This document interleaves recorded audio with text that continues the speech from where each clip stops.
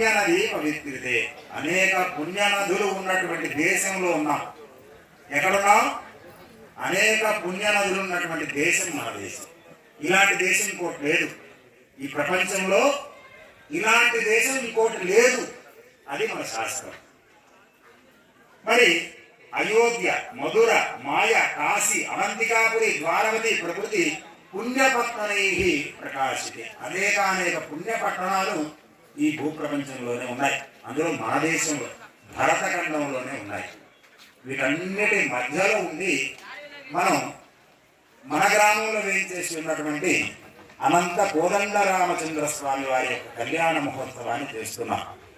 ఈ కళ్యాణ మహోత్సవంలో స్వామివారి కన్యాదానం చేయబోతున్నాం. మరి కన్యాదానం చేస్తే అనంతమైన పుణ్యం అని చెప్పుకుంటూనే ఉన్నాం. ఆ పుణ్యం ఆ పరమాత్మ ఎలా ఇస్తున్నాడో చెప్పుకొని కన్యాదానం చేద్దాం.